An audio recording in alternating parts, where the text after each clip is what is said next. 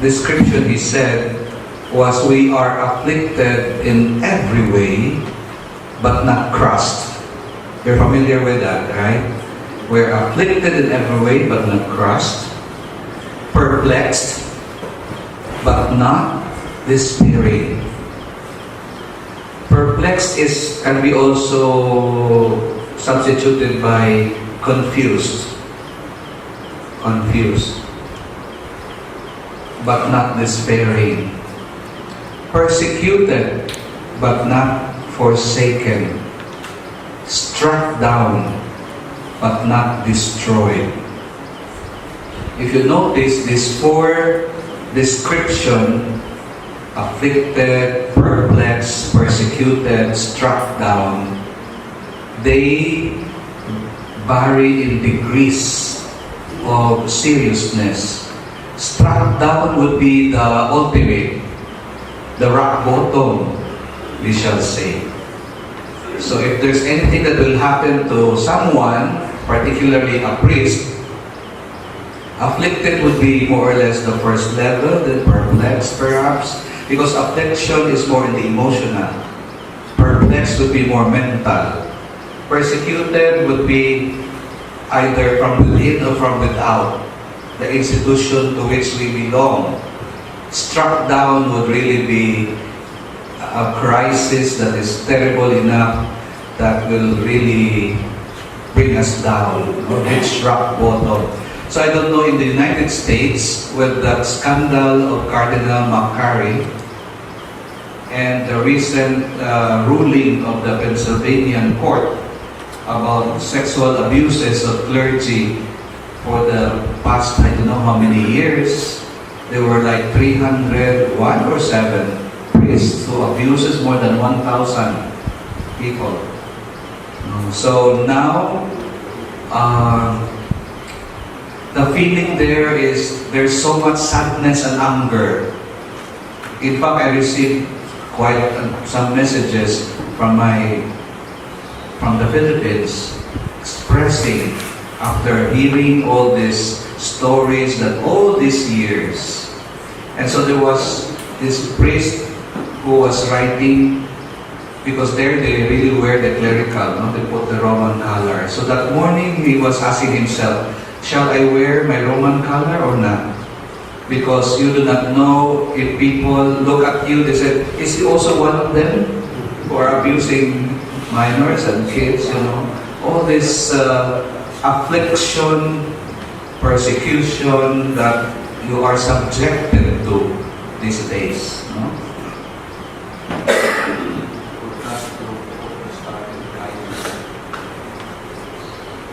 So, these are allowed by God so that the life of Jesus also may be manifested in our body. In the past, we have a negative view of the body. It's as if everything is bad about the body, about the material things, no? But more and more, our formation is integral. So, even starting from John Paul II up to Pope Francis, they are also emphasizing the importance of human formation.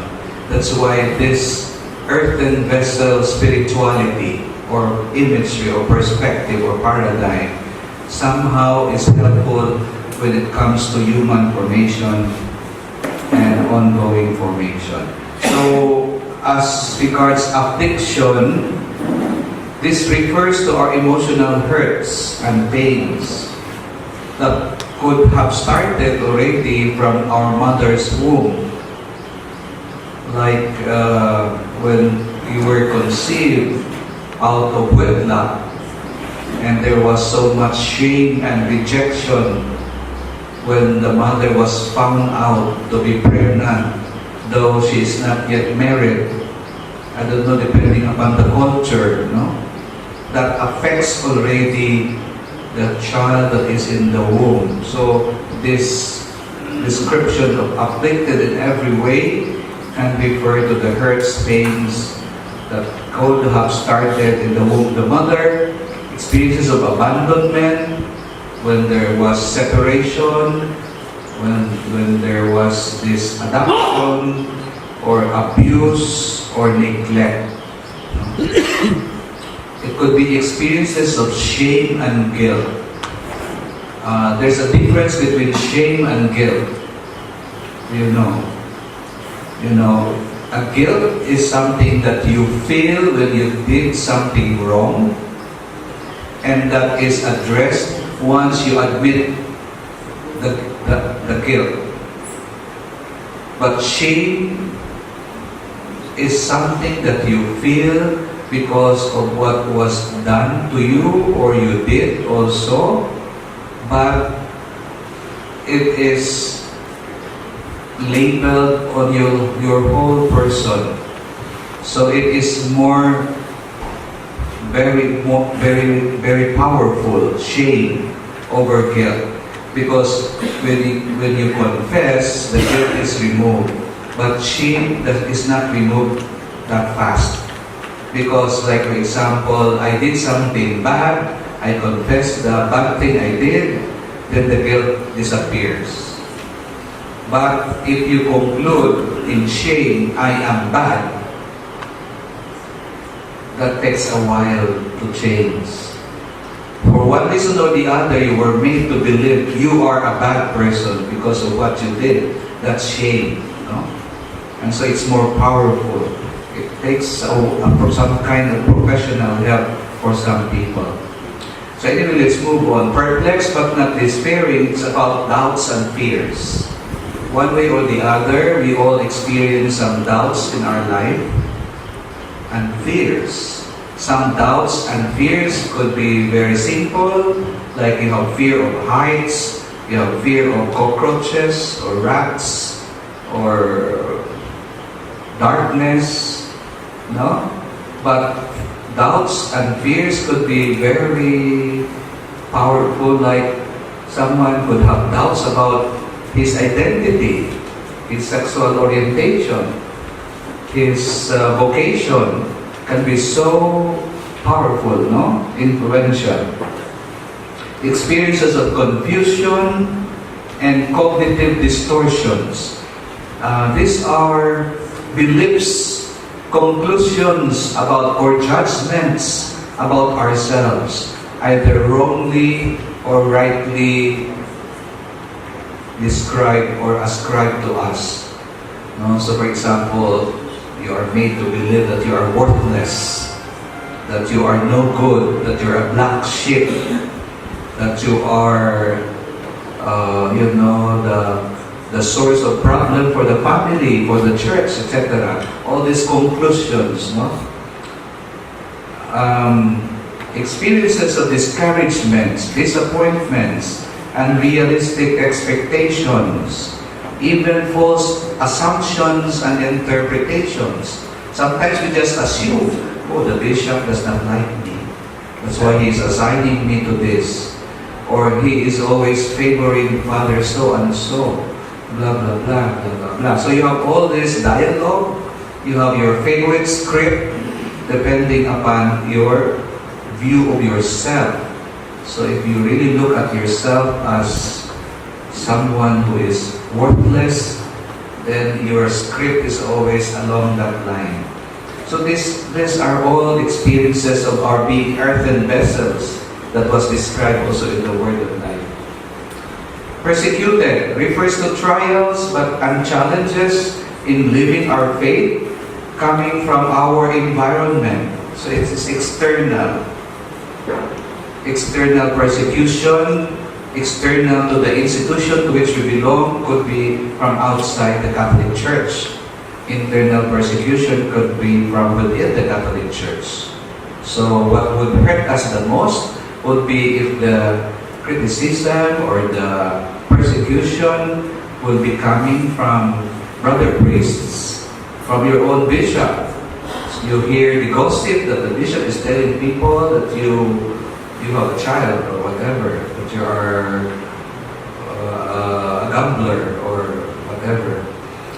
So then that is very hurting, no? But not forsaken. struck down experiences would be the so-called rock bottom experiences. You know, for someone to really change significantly, he has to reach rock bottom. That's for, especially in addiction. You know, the addict has to be allowed to really reach the rock bottom, because once he reaches rock bottom, there is no way to go but up. Precisely, it is rock bottom. You know? If you can still go down lower than that, it's not yet rock bottom. Diba? So, for as long as you can still go down, lower, it's not yet rock bottom. But when you reach rock bottom, you hit hard, everything collapses. All the support system that you used to have does not work anymore, no? You cannot hide anymore. You cannot go on with your denial. I have no problem, I can do it, you know. People do not know. But for all you know, everybody talks already about you. You know? It's already in the media, it's all over the social network. You know? So, you have nothing to go, to hide. So you reach rock bottom, and so the only way to go when you reach rock bottom is to go up. And that's when you really seek help. That's when you really decide, since I am here in this situation, if I want to be out of this situation, I will have to ask help. Because until people reach rock bottom, sometimes they continue to be in denial and they will not seek help. So, in this image of the earthen vessel, the priest as earthen vessel, you have these human values, no? Very important is self-esteem. In human formation, this is a must, that we help everybody to develop a healthy sense of self-esteem, valuing of self. And then, this is important to be able to also live out the evangelical counsel of poverty. Priest with problems with poverty has low self-esteem.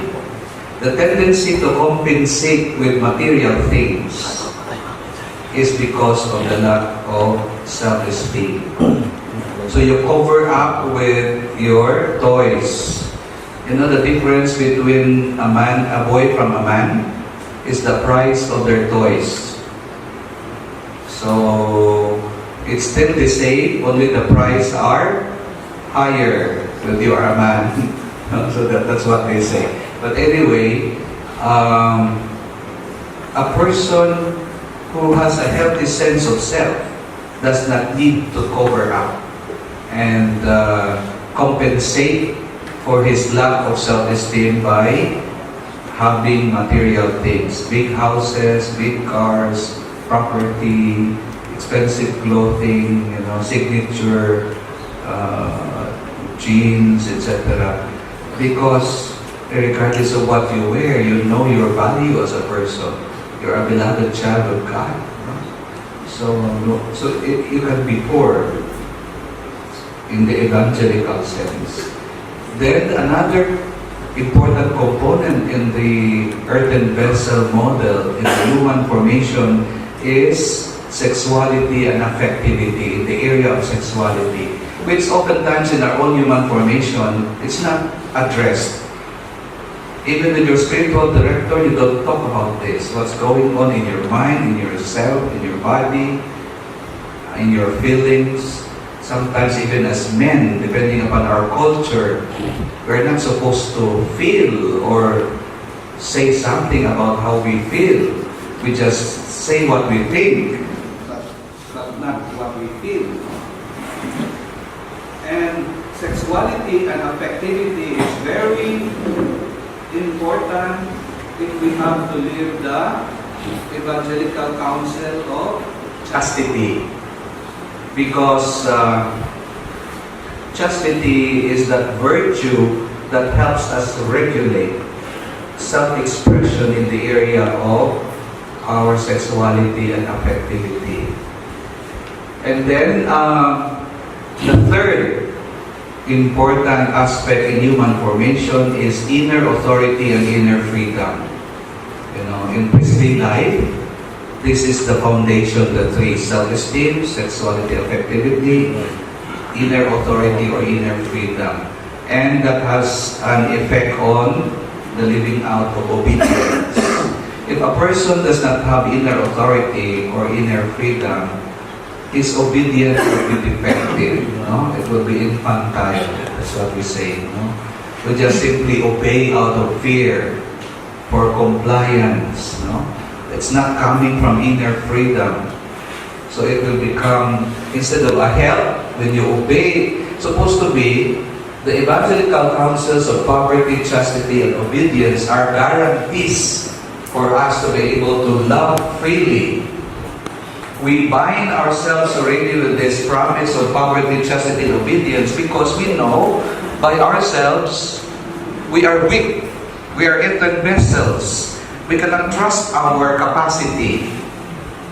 And so, we already make a promise in our lucid moments, in our state of freedom. We already tell Jesus, I want to guarantee that I will always be loving. That's why I commit to the promise of poverty, chastity, and obedience. But so this is to guarantee our loving in response to this experience of God who is love. We also respond by loving, and the guarantees are this virtues, the evangelical counsel of poverty, chastity, and obedience.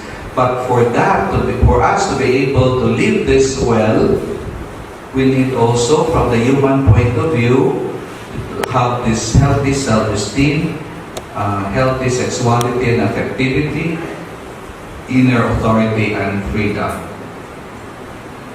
Now, in the old school, there is so much emphasis on perfection, and there's nothing wrong with that because it's really true. The Lord tells us, be perfect as the Heavenly Father is perfect. But it is more the distortion of the understanding of perfection. So in this traditional model of perfection as a model of spirituality, the emphasis is one has to be in control and avoid any sign of weakness. So to be perfect means you should not appear vulnerable at all. So asking forgiveness publicly is a no-no because it could be seen as a sign of weakness. To cry in public may not be allowed in this model because then crying can be also interpreted as a weakness. Because in this model that is somehow different from the earthen vessel model, one has always to be in command all the time. And that can be very tiring because we know that all the time we are in control. And to ask help is a sign of weakness. So we are trained in the seminary to be on our own, to stand on our own, to make it by ourselves without depending on anyone. So we are used to living by ourselves and not to depend on anyone at all. To be perfect would be to do it by ourselves, to be a lone ranger. Because to ask help is a sign of weakness. There is a strong need to look good, to appear holy, to save face. Even if you commit mistake, you hide it. You try to hide and cover up because then that would be against the model of perfection. What will people think now when they see your weaknesses? So you have to keep hiding that, covering up. So you live with appearances. You appear always good and holy and everything is all right. But deep down, all troubles, many problems. And so, the tendency is, as a defense mechanism, we resort to denial. So, in the spirituality perfection model, there's a strong tendency to employ denial and cover up. No? And so that would not really be loving. A person who is in denial and always covering up, he would have difficulty truly loving, no? Authentically. That's why to accept that we are earthen vessels would help us live the gospel better and be able to love better. But as the Word of Life reminds us this morning, do not forget that yes, we are earthen vessels. But the focus is not on us as earthen vessels. It's on the treasure that we hold. We have the Trinity in each one of us. God is present in each one of us. So do not forget that. This have to be balanced always. This have to be integrated. Well, the problem is either we deny one over the other. No? So sometimes some people emphasize so much the earthen vessel, forget the treasure. Some people emphasize so much the treasure, deny the earthen vessel. But the invitation for us is to be humble and truthful and honest and sincere to admit, yes, we are so gifted and privileged, so blessed to hold the treasure. But we remain earthen vessels. We remain weak and vulnerable. We're in need constantly of God's mercy and help. And so in the earthen vessel spirituality, weakness is not denied but owned and accepted as areas for growth. I think that's the key. It is owned and you take responsibility for it. You don't deny, you take responsibility, and as you take responsibility, you do something about it. The reason why we have the case of Cardinal McCarrick, who for many years already, even before he became a bishop, he already did something wrong, but that was covered up. He reached the top level, no? Imagine to be given that privilege of being a cardinal and representing the church in so many high-level situations, no? It's because the tendency always is just to be able to have this front without owning that there are some problems somewhere. And it will not happen without people also towing the line, cooperating, to keep the story believable or credible. No? So that's why now people are angry about that. So Pope Francis is now saying, no more cover up. No more cover up, please. Because once it is out, the damage is even greater. So you better own it as early as possible. When we embrace the earthen vessel paradigm, it is easy to ask help because it is even a virtue to be able to ask help. You know, brother, I need help. I need help. And then the virtue there is love for the truth. Because we're after the truth will set us free. To pretend that there is no problem would not be helpful at all. So it's important that we are honest to say, let the truth come out. But we have to be responsible for that. That's why the next is personal responsibility. When we admit humbly that we are earthen vessel, we are weak, vulnerable, but at the same time, we take responsibility. Because we remain free. God created us free.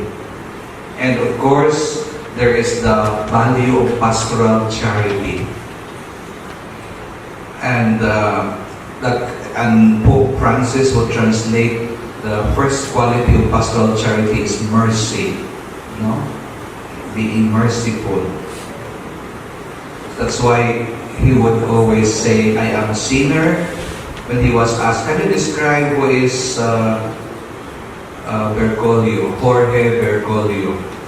Without a blink of an eye, he would right away answer, "Yet I am a sinner, yet forgiven and loved." So this is a very good image for me. You know, that's why I put it in my how do you call this one? The cell phone, where when you open it, there's always the image to remind me of that reality. You know? And this is the motto of Pope Francis: Miserando acque elegendo, lowly but chosen. So the honor is not upon us because we are lowly, but in the one who calls us and has chosen us. So we know that even though we are earthen vessels, help are available. So we have fraternal correction as recommended by the Gospel, no? Or a moment of truth where we gather and help one another see areas of growth and areas of strength. And then there is also pastoral counseling. There's even psychiatric treatment or therapy for those who needed more of that. And of course, spiritual direction is always a constant.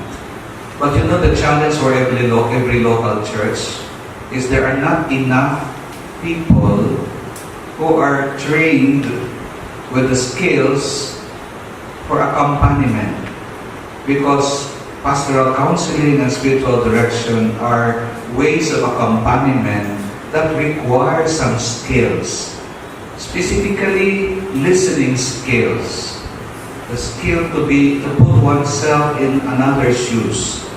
But it's called the pontifex, the great bridge, no? And we are the little bridges. We participate in connecting the people with God. But if we are only connected with one, can you see a bridge that is only one part connected, the other part not connected? What will happen to the cars and the people will pass by? It will not reach the destination. No. Cannot cross. Here I noticed coming to Paten, there are many bridges. No? So that these are good reminders for us that we are bridges. So we're supposed to be a bridge between the bishop and the people of God, between brother priests among brother priests, and with the rest of the people of God. In itself, it can be a course, you know, just dealing with these relationships. But anyway, I just would like to bring that up because these are important areas integral to our identity and life and ministry as priests. In this aspect, I would like to just present to you this cultural value we call Ubuntu, which is from Africa. And I would like to ask you if there is a corresponding value in Myanmar, in your culture. But this is from Africa. I don't know if you heard of this, Ubuntu. Literally, it means I am because we are.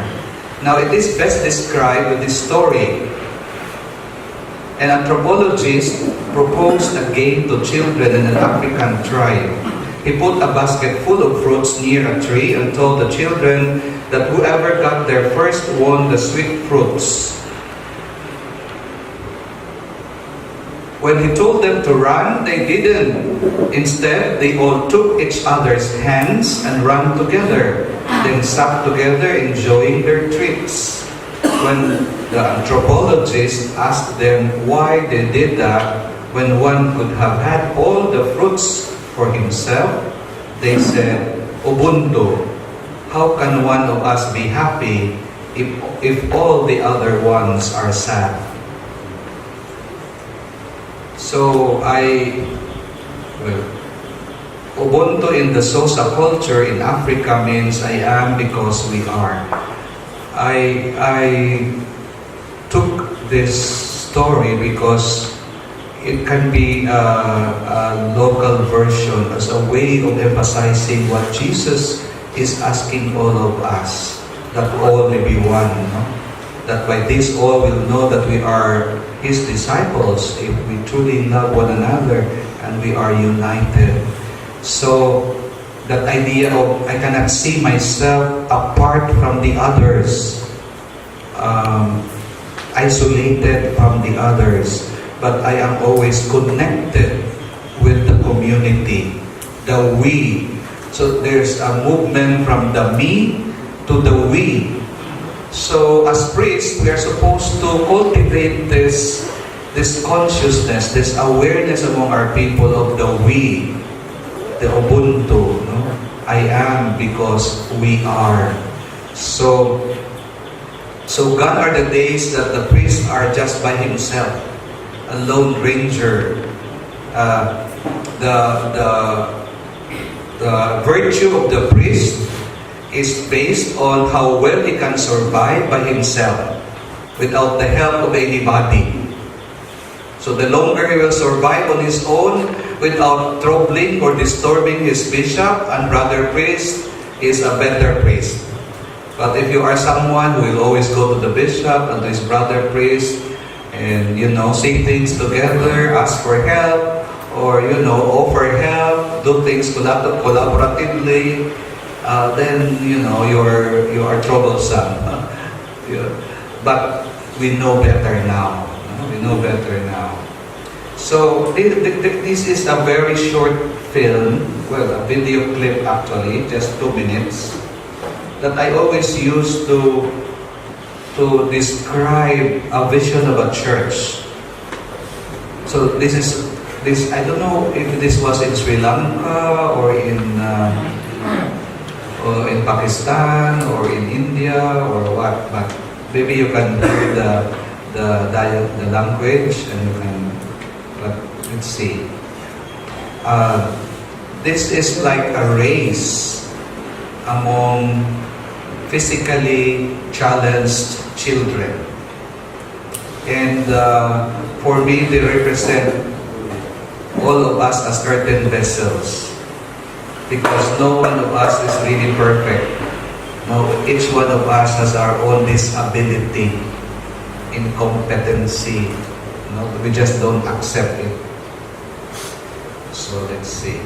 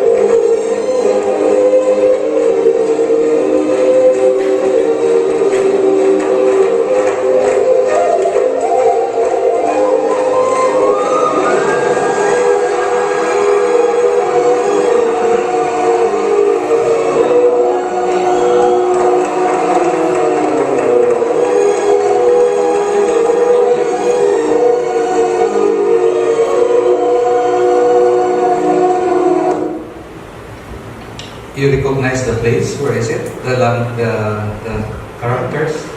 Oh, so it's in India. Kerala, beautiful. So, I do not know, or is there any aspect of our priestly fraternity that we can apply this episode, where one of us fell and the rest are willing to go back to assist, to wait, to support, to accompany. No? Is it easy to ask help? Would there be help available? Can we trust? What would we expect? No? So, in the spirit of Ubuntu, there can be areas where we can look into our priestly fraternity, so we can really live out this word of life, that we are earthen vessels holding a very precious treasure in ourselves.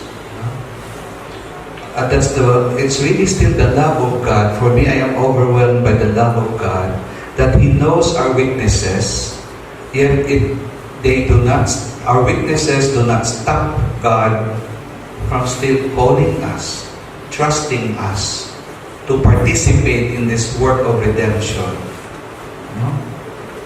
No one is worthy, and yet He makes us worthy. Only if we are honest enough to admit. I don't know if I have time, but this is one short document that I'm happy to share, because this is a fruit of a long journey with the seminarians in the seminary where I used to be a formator. This is a fruit of a process where we try to own up our being earthen vessel. No? So do not mind the title, because these are meaningful to them, because this Buenos Aires and El Retiro, Nazareth, these are places where we had a retreat, and this came out. So there was a group who put this all together in a statement that captures our dream, our vision of what our formative community should be if we want to journey together. So the tagline is, this is taken from the tagline of a movie, Kite Runner. It's a bestseller. It's a bestseller entitled Kite Runner. It's a novel that was made into a movie. And the tagline is, there is always a way to be good again. So I will just briefly read through this. We understand that we, embracing the earthen vessel spirituality, are never exempted from human frailties, that our weaknesses are sometimes greater than our desire for the good, that accepting the fragility of ours opens opportunities for our growth, that in our human formation we have discovered one thing that must remain: there is always a way to be good again. We understand that our human nature is never an excuse for our wrongdoings, that there is a need to forgive ourselves and say sorry to others who have looked up to us and have made us their inspiration, that with apology is a promise to have a revolution from the heart towards the goal of our formation, that we believe we can change our false ways and be better than our yester selves, because there is always a way to be good again.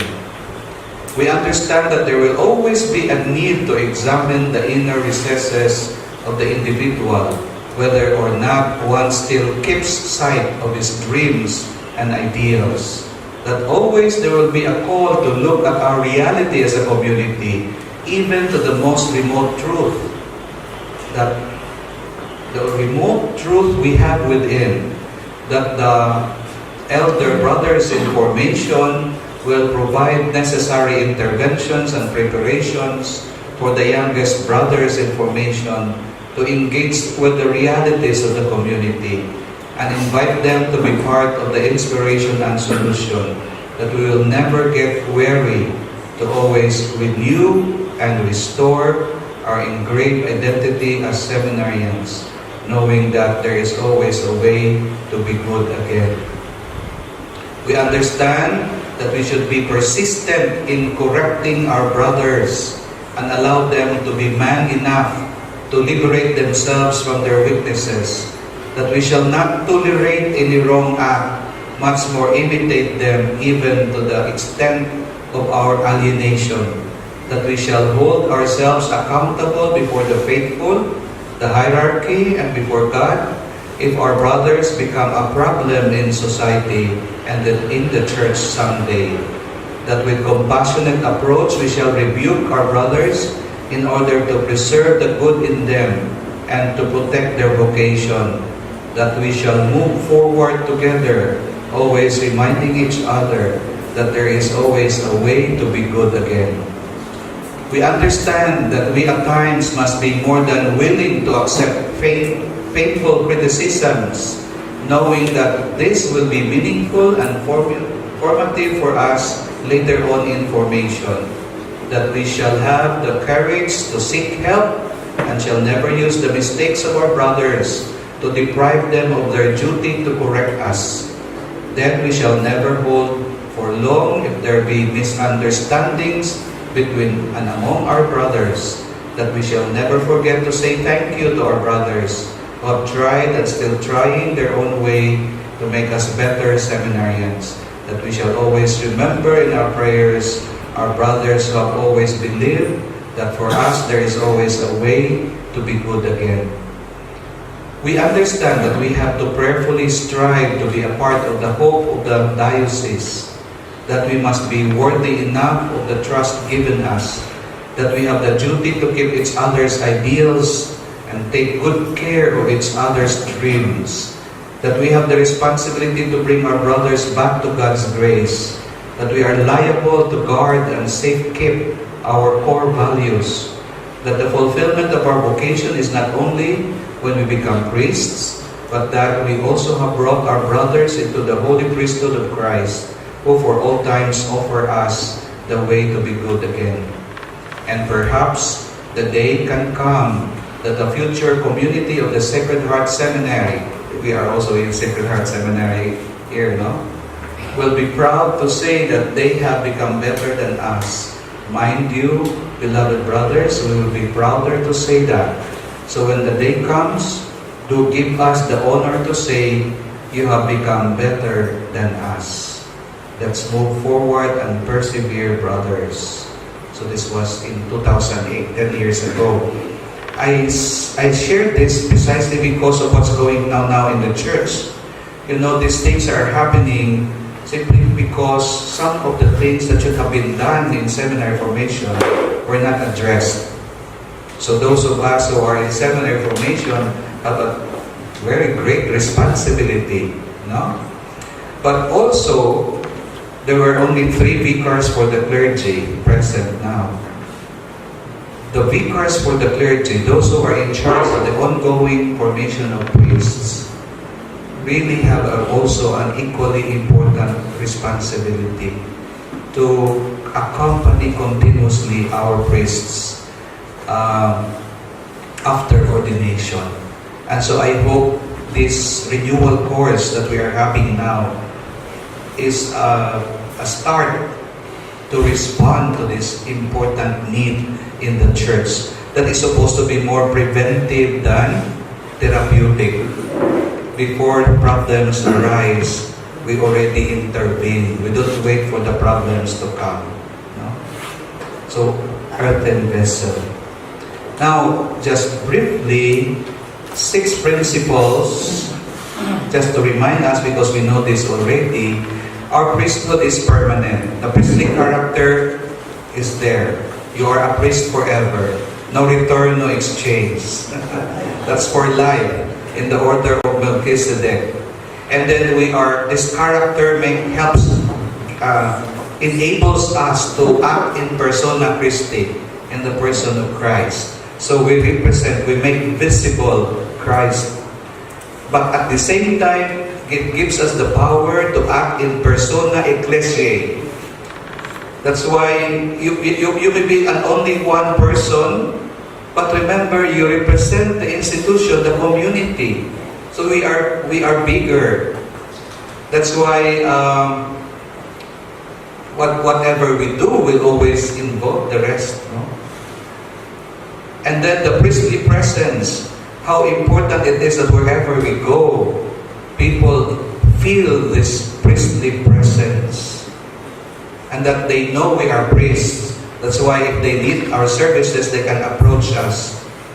Because if we are not identified, they can, Father, can I go to confession? Or, can you visit my uncle who is sick or dying, So, the priestly presence. And then, avoid functionalism. That's because our value of the good that we do is not coming from an activity or simply a fact. Our priesthood is not just a function that we are priests because we have something to do. It's in our being, in the character, the priestly character. And so therefore, there's also part of the priestly principle, foundation of our priestly character is the necessity of ongoing formation. So, this is still part of our reminders for you. Now, can you relate to this? When a young priest messes up, gets into problem, often the bishop and priest blame it on his seminary formation or formators. So, he messed up. Something must be wrong with the way he was formed. Is that true to you here? This is from the Philippines, no? What if the formators will also say, he wasn't perfect, but he did pretty well while he was with us. He messed up after a few years of being in your company. What did you do to him?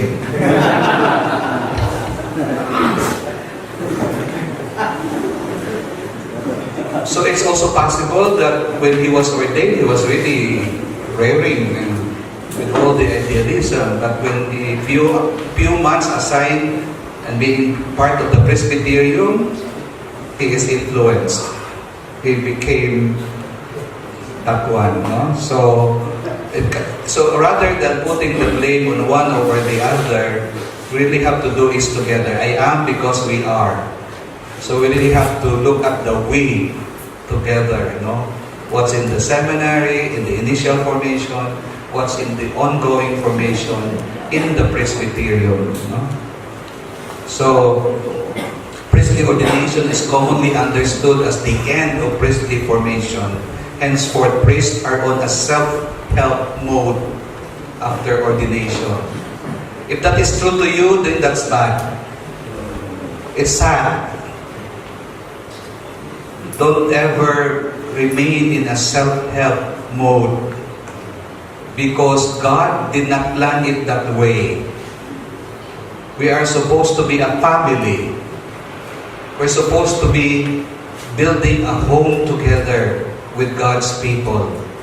That's why this renewal program is designed in such a way that it will really dispose us to create this home atmosphere in our local churches, wherever we are assigned. Not isolated among the priests only. I don't know what's the culture here, but even in our country, when priests gather together, they don't normally mingle with the lay. So it's all the priests here and then the lay people on the other side. But it would be good to really make that experience of what it means to be church and a family together. So ongoing formation, that's OGF, is equated with occasional opportunities for updating. But it should really be a permanent thing in the Presbyterium. So I don't think we have the time for the 7 pillars, but I think, just mention them.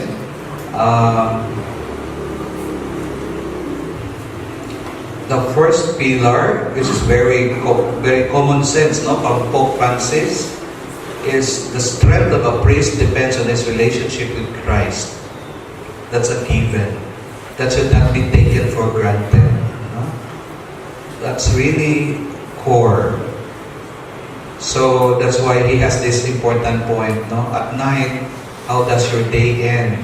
With God or with the television? Or with Facebook or your cell phone?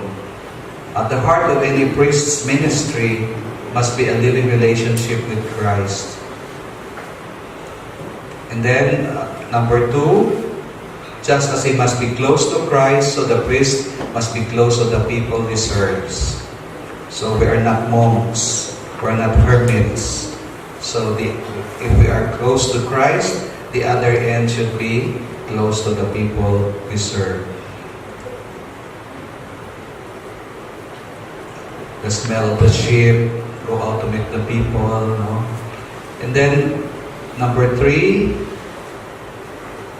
our authority is only for service, to care, to protect the poorest, the weakest, the least important, and most easily forgotten. So, that's really the pillar for Pope Francis in our priestly ministry. To care for the poorest, the excluded. No? Who are the excluded sector in our community? The marginalized, the peripheries. Then the priest must be a minister of mercy. This is really a paradigm shift, because in the past we have all this. Because his image is the church is like a field hospital. So when you are in an emergency room, you try to treat the wound right away. The other question should come later. But sometimes when people come to our office, they have all this. Are you married in the church? Are you baptized? Are you confirmed? All these things, right? All the requirements, no? But we don't attend to what's the situation of the person. So this is a good reminder also. The 5th pillar is we are called to a simplicity of life, as also manifested by Pope Francis himself. He is not using a Prada shoes. That's one thing that really struck me when I first had my audience with the previous Pope. I look at the shoes now, it's red. But this is part of the tradition, But he did not change his shoes, he did not change his pectoral cross. He maintains a simple vestment and all. He pays his own hotel bills. He took the bus together with the cardinals instead of using a special car, etc. So you saw him when he came here. And then second to the last, must be a model of integrity, no clericalism, no abuse of power or position, avoid climbing the ecclesial career ladder. So sorry for those who are aspiring to be Monsignori. You cannot be a Monsignor until 60? 65? 65, that's 63. Anyway. And last but not the least, the priest is to be a source of blessing for his people. Wow, beautiful, huh? So, I would like to end with this song that I promised you yesterday to wrap up. And this will segue to the sharing of some priest about his experience also. And so this is composed specifically based on the Word of Life and the Episcopal motto, Sicut Christus Vive.